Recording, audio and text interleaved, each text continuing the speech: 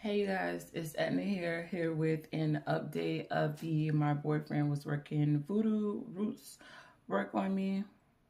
However you want to put it, Voodoo root work. So yeah, I'm doing an update on that video today.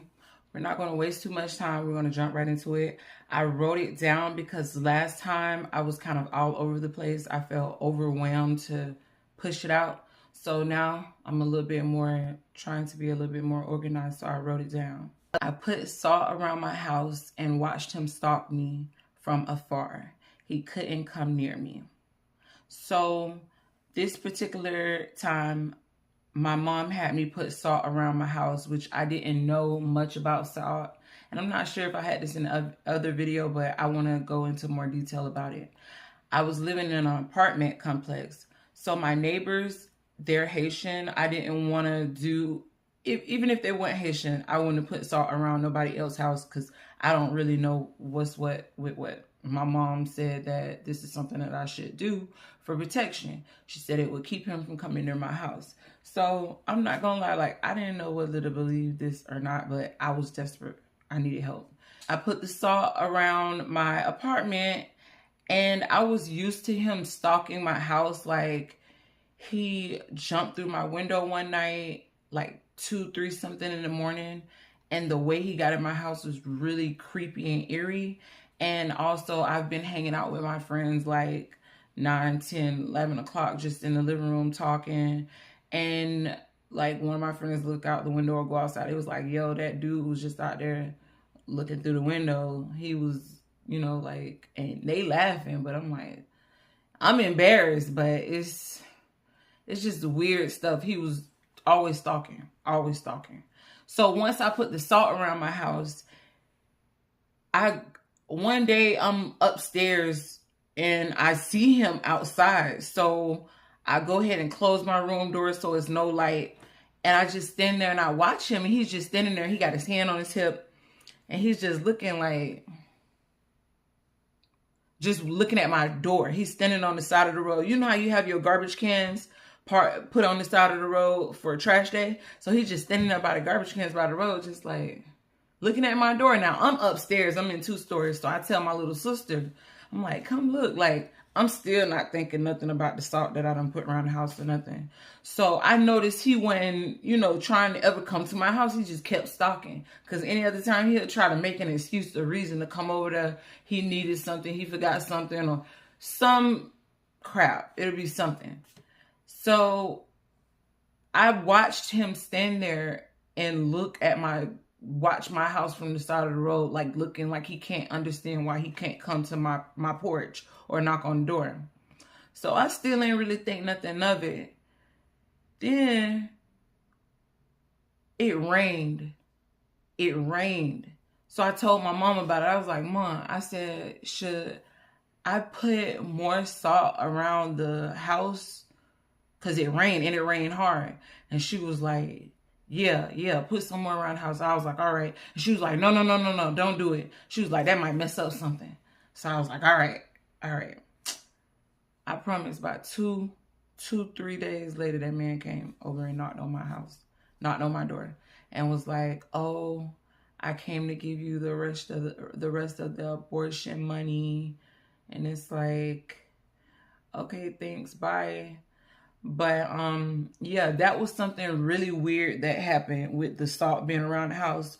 So I'm not gonna say putting salt around your house is gonna keep root work off of you, but it'll show who the person is. Whoever that person is, they not gonna be able to come. I promise you, they not gonna be able to dock your door. He could not come near my house until after it rained. He had been trying to come over there. He had been stalking for about a good week. Now, any other time, like I said, when this man will stalk my house, he coming in my house. He ain't just stalking my house. He's coming inside of my house and stuff, scaring the life and everything else out of me. Spirits were running my household, hearing loud noises like it was something in the attic or hearing someone taking their time walking on the stairs. The children were scared of being left alone pretty much anywhere inside the house. I had no patience for the children. I wasn't the best mom. I was suicidal. I felt like my family didn't care about me. The girl I was dating, she didn't seem to really care no more. She didn't seem like she was interested in me. I didn't feel like myself. I felt in unnatural rage when I would become upset. I questioned my sanity more than a few times. I was being stalked by his friends and his associates. I was experiencing short-term memory loss. My hair wouldn't grow. I had started to experience alopecia. I had bad skin. I would find bruises and scratches. I had, with no explanation, every opportunity that came my way would easily pass me by. I felt as if this was my life now, and it was how my life was going to be from here on out. So I just want to touch on the thing about upstairs. I know I talked about that in the first video. With the walking up the stairs, this happened more than a few times. I just never thought nothing of it. And like I said, I'm not a person who was raised up in church. As a little girl, I wasn't scared of nothing. I wasn't scared of the dark. I didn't believe in heaven, hell, none. You're not finna tell me it's a big man up in the sky that's watching over us, taking care of us. Because if that was the case, it wouldn't be nothing bad happening to us. That was my logic. That was my thought then.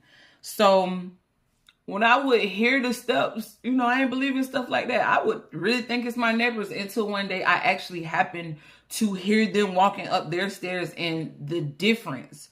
Because when I used to hear it, when somebody walking up the stairs, my bathroom is right there. So I always look, and it'll blow me because it's like, dang, it sounds like somebody walking right up my stairs. But I'll turn my head and keep on doing what I'm doing. I know ain't nobody there. I'm able to see. And I'm to my, it done been times I'll be standing right there at the end of the stairs, and I'll listen to the steps walk all the way up to the last step. Like they just walk past me like, hey girl, like, I'm telling you, it didn't click in my head until I really heard how it sounds when my neighbors are actually walking up their stairs, which was a big difference. A big difference. Okay. And just the thing about just an unnatural rage, I felt rage as in like, like, you know how the Hulk turned into somebody else? It felt literally like spirits was on me. Like you can feel when they jumping on you. And I had this thing where I really believe from this experience, I developed anxiety. Like this brought me so much PTSD. I would grab onto my seatbelt, and like if I was in the car, I would stay in the car somewhere. It seemed like it was always going down in my car. It seemed like I was always trying to go to my car for my safe haven. But I remember a lot of times like holding on to my seatbelt like really tight, like holding on to one, just like, ooh, I just needed to grab something. And I didn't have patience for my kids. Like, it would be overwhelming. Like I felt like I never got a break anyways, but it was different. It was just like like I can't take this, where I have to sit there and cry. And I learned to not put my hands on my kids, like as in spank them or nothing like that. Put my hands on my kids when I'm upset, because you can hit your kids too hard. This is just how a lot of these parents be out here killing their kids. Demonic possession. They dealing with all type of people coming around them, and their kids' spirits going and coming. They full of rage. Somebody probably, with my situation, somebody working root work on me. So all it would have took for me to just and hit one of my kids the wrong way, and that's it. That's my child life. That's my life gone. When somebody around here playing with my life, and I don't see how people don't. I know it's a lot about what we believe, and what I do believe is that it can't touch me. I believe people out here doing it, and that when you're a child of God, when you serve Jesus Christ, when you of Jesus Christ, when you obedient to Jesus Christ, these people are already defeated. I was so afraid of this man for so many years. I felt like if I were to spot this man anywhere, it was on sight. It would be a life or death situation. like so scared. I literally was on some like keep your enemies closer type deal. So let me touch on this. When I say I felt like it was on site, I'm not saying that because I felt like, you know how people talking about what they're gonna do. Oh, I'm gonna do this, I'm gonna do that. No, I thought I seen this man one day, and it wasn't him. But when I say the fear that was in me, it felt like a cheetah about to go pounce on somebody. Like, and I've been carrying, like, I always done carry like some protection on me. I probably got about 3 forms of protection on me. Just the stuff I done been through that made me that way. So I was like looking, like I knew if I could verify that that was him, if that would have been him, the way my mind was set up, how scared of this man I was, I promise you I was going to hawk him down, because it's me or you. If I got to stab you to death, this is just how bad it was, y'all. I'm telling you, my mind was, I was scared. I was scared of him. All right, so let me move on for that. And then another thing about that too, when I say keep your enemies closer, I wrote, I felt like demons would possess me, and afterwards I wouldn't remember everything that happened or how and why things escalated. I would compare the situation to Matthew chapter 12, verse 44 through 45. Now, if you don't know this chapter and verse, go look it up. That's why I put chapter and verse so y'all can go look up stuff yourself. It's good to listen to other people, but I like when I do listen to people talk about anything to do with the Bible, I like them to quote chapter, verse, description. So yeah, y'all go look that up by yourself to see what I'm talking about when it's talking about the spirits coming to and from. So basically, I would be so scared of this man that I would reach out to him sometime just to see like how, like what he got going on, like what's his next move, like is he still trying it, is he still doing it? Because I was just so scared. And whenever I would call this man, I would only hit him up on Facebook, because you sure ain't finna have my number. You just don't know. We enemies. But I hit this man up on Facebook. And another thing that was so eerie, he would always pick up like first ring, second ring, like you was waiting, like you knew I was finna call. Yeah, what's up? Like everything all cool. Oh, hey, yeah. But really, I'm trying to see what you got going on, see if you still doing a work, boy, because you just don't know. In my head, me, myself, now we got a hit out on you. Okay, so this subject is really touchy for me to talk about because I'm low-key really nervous, and I haven't told too many people about this. I can really only think of probably 1 or 2 people I told. I'm going to make it really brief because I still live in the same city with these people, and this is one city that can be ruthless. They can be ruthless. I done seen it firsthand. So some men came looking to kill him, but they were at the wrong house. My life was spared, but I got sick. So his friend came to my house and was all beat up, messed up. They left. I'm getting ready to go out to the club with my cousin. Now, I done put my kids to bed, everything. Something go on in my neighborhood. Some people get shot. I get ready to leave. You know, my kids are locked up in the room and stuff like that. Now, he downstairs with his friend, helping his friend, nursing his friend together. That's all I know.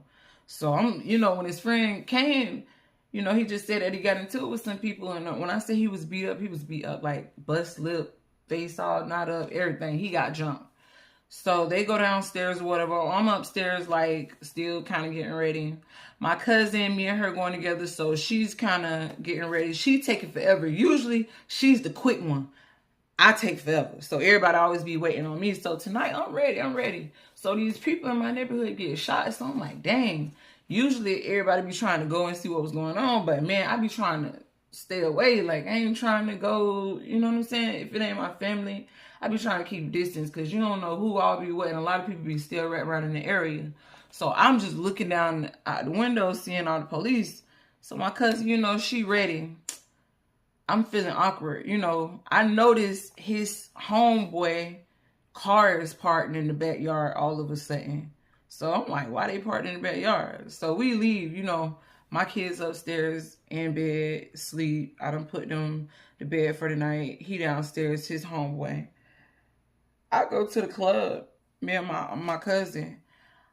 The whole night, like I'm just on the way to the club, I'm eerie, ain't my usual self. I'm like a pre-turn up type person. I be, getting right before I get there. I get to the club, I don't even want to drink. I see my brother in the club. I give my brother my drink. So we leave the club. I don't even remember whether we left. I don't remember whether we left early or not. But we make it home. He already in bed and stuff. The house quiet. Everybody, lights out. I'm sick. I get sick out of nowhere. So I'm like, I throw up.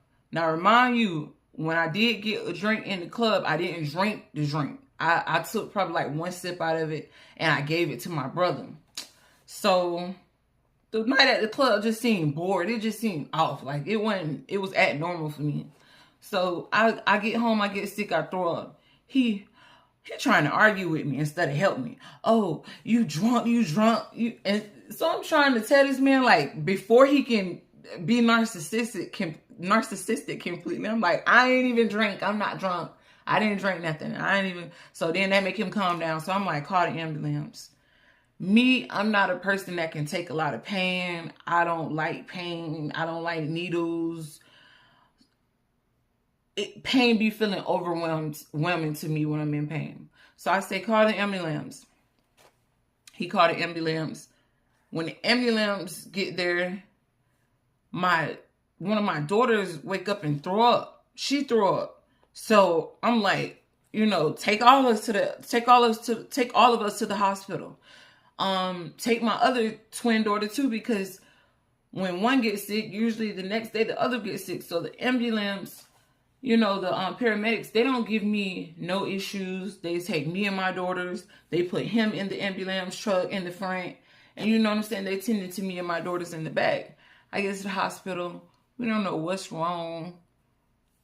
It was just like nothing ever happened. We come home. Everything is okay. I don't know why I got sick. I don't understand it. The next day we found out about these people who got killed. Now these people who lost their lives, I heard that somebody came to their house looking for some dudes, but they came to the wrong house. These people, I know them from like school and stuff. These are some good people. That means you done went somewhere. If y'all ain't put two and two together, this man done went somewhere, did something after his friend got beat up, came back to my house. My door probably wide unlocked. These people done came back and retaliated and end up at the wrong house. They done shot everybody over here, and I'm over here with my door wide unlocked with me and my little precious twin daughters living in sin too. Living in sin, living with who don't really love me, cheating on me. Ooh.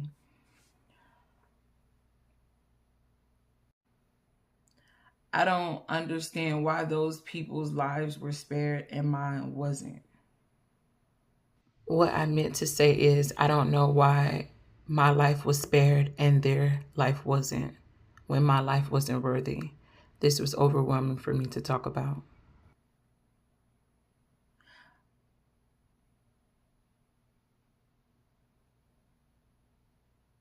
I don't even know. I don't understand why I got sick, why me and my daughters got sick.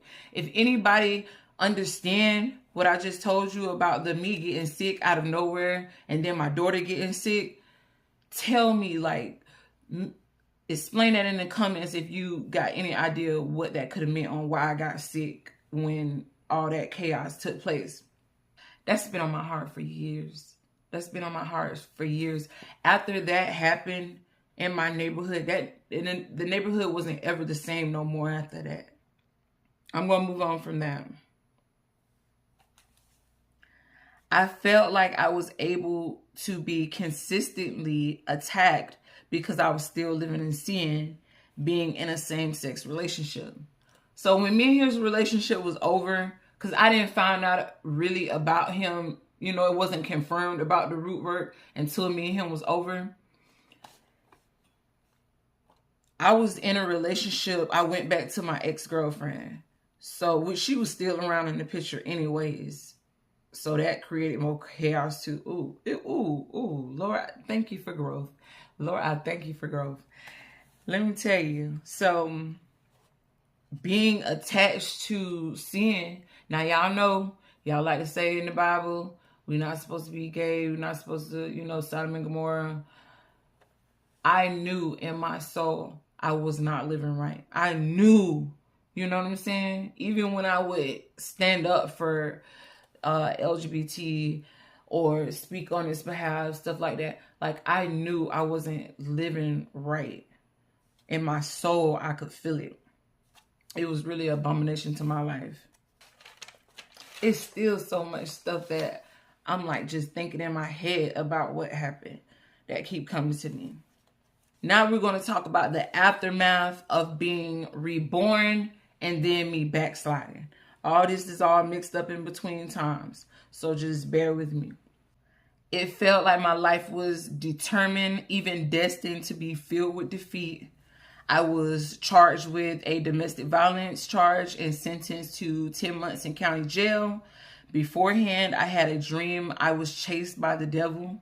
While in jail, I was shocked at the way God was using me. I'm going to make a video about this. Before I went to jail, I had done moved on, but I still was wrestling with spirits, demonic spirits and entities attacking me, just not living a righteous lifestyle. Like going all in, feeling clean and reborn, and feeling reborn is like feeling like a newborn baby. I didn't understand it at first. Like, how are you reborn? Like, you can't be born again. Like, maybe I touched on this on the other video, but it feels like being as fresh as, you know, a newborn baby coming out of vagina. That's how pure and clean you feel. It seems like you don't know no sin. Like, you're going to have to be around people who are doing the old things that you used to do, or you're going to have to keep doing the other things. It literally feels like you can't be affected by drugs, no addiction, no like water being covered in oil and water just like can't nothing touch you. Like, I don't know what I'm trying to say. It's a pure, clean feeling. And like I said in my other video, I ain't ever felt that feeling before, ever again in my life. I probably won't ever feel that feeling unless I die. Like, oof, it's an amazing feeling too. It's a great, pure, it don't feel like you could ever be any closer to God when you have that feeling. I was around my ex. I wasn't supposed to be around her. I hadn't caught a DV charge with her. And like I said, I'll make a video about it. But I dreamed of like a monster. It was the devil in my dream, but in the dream it looked kind of like a monster chasing me. And when I say I was trying to get away from him, I was trying to get away from him. I'm around my ex-girlfriend after I got the DV charge, and I'm not supposed to have no contact with her. So I'm sneaking outside on house arrest with a wristband on my leg. I'm sneaking outside to talk to her, sitting in the car. And this man comes up like trying to mess with us. So I'm so scared. And he came when I was about to get ready to, you know, try to go in the house. And so I'm like, let's drive around the block. Why this man went to chasing the car? I don't know if he was on drugs. He was a scary looking white guy with wild hair, like black hair all over his head. He was tall too. He looked so creepy. When I say we just kept turning the block because I couldn't go far because I was on house arrest. So we just kept busting the block. And every time he get up on the car, I go to scream and I be like, ah, I should go. I was so scared. I'm so retarded, y'all. I was so retarded. I called the police. Now, I ain't supposed to be around this girl. I'm on house arrest. I ain't supposed to be around this girl. I called the police. I'm like, it's a man chasing us. The police come. They take information. The man goes to jail, and my ex-girlfriend write down a statement. So I'm like, I ain't giving them none of my information. I don't got my ID. So I'm like, ooh, I'm scared. I don't even want to give them my name. But I think I did give them my name. But they let us go. It was over. So I'm like, ooh, I slid through the cracks. You know what I'm saying? I ain't supposed to be around this girl. Man, why I say like a month later? A month later. Now, what I meant to finish saying was that a month later, the prosecutor on my case ended up seeing my name come across the guy's case who had went to jail and gave me an extra charge because of that night. So yeah, I really didn't slide through the cracks. Before I went to jail, I asked God to use me. You know that song by Shakana?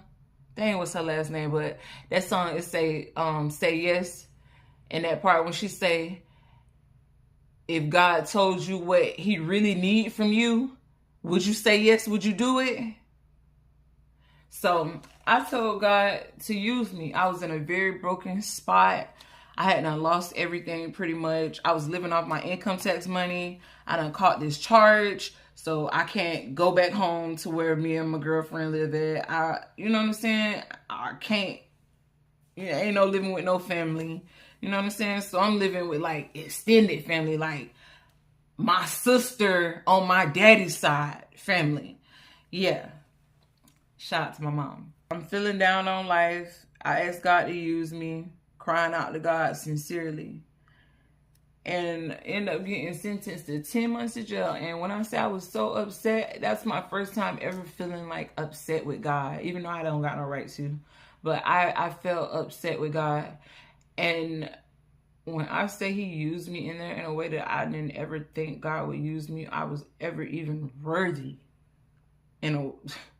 God is, Lord forgive me for saying this if I'm wrong. I just want to completely be my authentic self. But God is off the chain. God off the chain. I'm trying to tell you, that's the littest, realest, hardest, most powerful, biggest that you gonna ever big. Big lotto. It's my big God. I serve a big God, a mighty God. If you know, you know. If you don't know, you know. I'm still kind of young. I'm 34. I'm excited about God right now in my life. So that lets you know while we still ahead in this story, that girl done overcame some things. You see how, weight on me and everything and stuff. But anyways, the closer I got to God, the intense the battle was. I experienced hate, jealousy from women and men, being overly sexualized in basic work attire. In basic and work attire. People wanted to control my life, wanted to possess me, being falsely blamed or accused, stupid social media beefs, dealing with folks who can't control their demons, so they like to pick and poke, dig and jab to create chaos. I would start to feel sick being involved or around toxicity or being around people who didn't like me. Being an introvert, I think some people take it as she thinks she all that. Meanwhile, I don't even know you or why you being weird to me. Talking about God has put me in some uncomfortable situations, even wanting to listen to gospel music.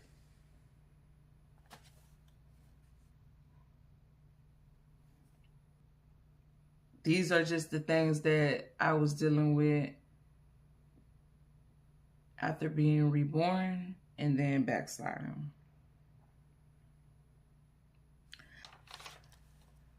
I still didn't feel like I was standing on business about God until I finally told the voodoo priest, whatever, warlock, whatever. Until I finally told the dude, my ex-boyfriend, who was doing the voodoo root work, that I know what he did. I told him I know what he did. So somehow we end up talking on the phone. I'm living in Orlando at this time. And you know how when God had told him at the Last Supper, like, you gonna deny me 3 times before the rooster crow. I felt like I wasn't standing on business in that type of way. Because when I talked to him and I finally gathered up the nerve to let him know, like, it's like I blurted it out. Like, like, it was on some reflex type thing. I know what you did. I know what you did to me. I know you put roots on me. I know you put voodoo on me. And he was like, what? Who told you that? Who told you that? That's the only thing this man wanted to know was, who told me that? I tried to think, like, what would I say if somebody told me, like, I was working roots on them? Like, what would I say? I think the first thing I'd be on some, like, I'm pretty sure I would ask, like, who told you that? But I'll be like, I ain't putting that on you. I don't even move like that. I don't do nothing like that. That ain't how I get down. I believe in Jesus Christ. Like, I would have defended myself in that way. I wouldn't have just kept saying, who told you that? Who told you that? Then he was like, your sister told you that? Your sister told you that? Now, he don't know that me and my sister done talked about some things, and we done connected the dots on some other things between him and his friends, and when they may have connected and when he did this stuff. Because I don't think he did it himself. He went to a root work doctor. He went to a root doctor. Him and his friends. All y'all who knew about that, bro, had that man around me. Because all his friends used to be right around him. And when I'm done with this, I got a message for you, too. Because I'm pretty sure you still watch. You was in love then. I'm pretty sure you're still in love now. Because that type of obsession, it just don't go away. It just don't go away. But I got a word for you. So, yeah, I didn't feel like I was standing on business until I told him, I know what you did. I know you worked roots on me. I know you put voodoo on me. Who told you that? Who told you that? God. That's who told me. God told me. God told me. That's when I felt like I was standing on business. That's when I felt like I'm standing on business by God. That's who told me. Ain't nobody else tell me. That's who I know for a fact showed me, confirmed it to me. Why you all big talk on Facebook? Oh, I'm finna get married.